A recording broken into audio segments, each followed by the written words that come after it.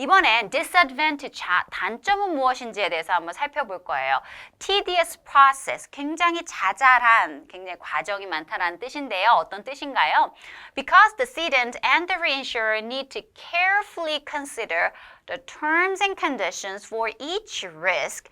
각각의 리스크별로 terms and condition, 여러분 이거 중요하죠? 어떤 뜻이에요? 어떤 약관이라든지 조항이라든지 계약 조건이라든지 그러한 것을 말하는 거죠. terms and conditions라고 해서 항상 S 붙여서 나오는 겁니다. Negotiation and placement process can be tedious and time consuming.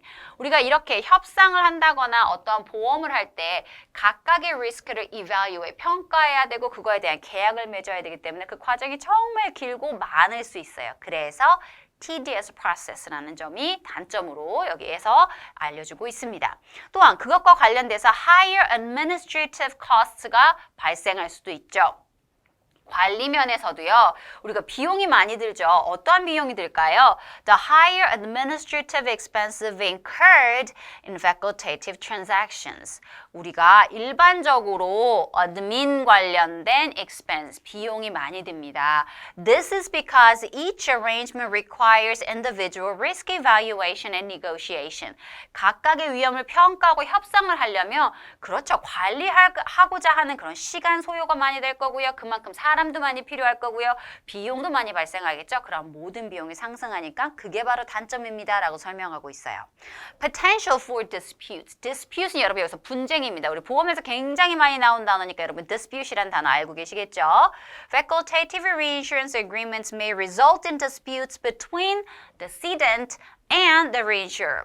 우리 cedent 수제회사랑 출제회사랑 그 다음에 reinsurer. 여기 reinsurer가 뭐예요? 그쵸? 우리 reinsurance company랑 dispute 분쟁이 굉장히 많이 발생할 수 있습니다. 왜냐하면 if the terms and conditions are not clearly defined or understood. 각각의 조항에 대해서 우리가 충분히 알아들었어요. 이해했고요. 그리고 clearly defined. 명확하게 뭔가가 정의되지 않은 상황이라면 서로가 이해를 잘 못했거나 아니면 서로 다른 걸 misunderstood 했거나 아니면 정확하게 명확하게 이해되지 않은, 정의되지 않은 그런 리스크가 있다면 그 리스크가 발생을 해서 손실이 발생했을 때는 당연히 그와 관련된 분쟁이 많을 수밖에 없습니다. 그래서 potential for disputes라는 표현이 바로 disadvantage가 될 수 있다라고 여기서 세 가지로 나누어서 설명을 하고 있어요. 자, 그러면 key takeaway를 한번 살펴볼까요? Facultative reinsurance, 어떤 key takeaway 꼭 알아두고 가야 될 점을 이 점을 한번 정리해서 보도록 하겠습니다. Facultative reinsurance is coverage purchased by a primary insurer to cover a single risk or a block of risks held in the primary insurer's book of business. 자, 이게 가장 기본적인 정의를 나타낸다고 할 수가 있죠. Primary insurer, 원수 보험사입니다. 이 정도의 기본적인 단어는 우리가 다 알고 가야 돼요. 하지만 우리가 이거 몰랐다면 여기에서 primary insurer, 원수 보험사구나 라는 것도 여러분이 알아두시면 좋겠죠. 그리고 coverage라는 거는 어느 정도의 보장이라는 뜻이니까요. 보험에서 정말 많이 나온 단어죠. coverage가 어느 정도가 된다. 그래서 facultative 이미 재보험에서는요. 그 primary insurers가 purchase 구매한 거죠. 그러니까 계약을 체결을 한 거예요. 그거에 대한 single risk, 단일한 하나의 리스크를 하든지 아니면 전체의 리스크를 하든지 그것을 어디에다? 재보험사에다가 인수를 하도록 이렇게 pass, 전달하는 거죠. 전가하는 겁니다. 그게 바로 이미지의 보험이죠. Facultative reinsurance allows the reinsurance company to review individual risk. 각각의 리스크를 살펴봐야 돼요. reinsurance company에서는 그걸 determine, 결정해야 돼요. whether to accept, 받아들일 것인지 아니면 거절할 것인지.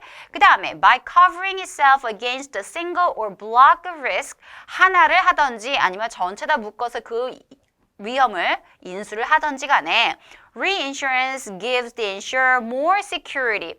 그러면 일반적으로 우리가 원수보험사, ceding company에다가는 어떠한 이익이 있느냐? 조금 더 안정이 될 수가 있죠. 그리고 equity and solvency. solvency는 지불 능력을 조금 더 향상시킬 수 있습니다. 왜냐하면 이만큼의 리스크가 있었는데 재보험사랑 share, 공유를 하면서 어느 정도로 분담을 하면서 이만큼으로 줄였기 때문에 그거에 관련돼서 지불 능력을 훨씬 더 expand, capacity를 바로 여기에서 expand를 할 수 있다라고 설명을 할 수가 있는 거죠. 자, 그래서 이런 key takeaway를 한번 살펴보았는데요. 계속해서 어떤 내용이 있는지 한번 볼까요?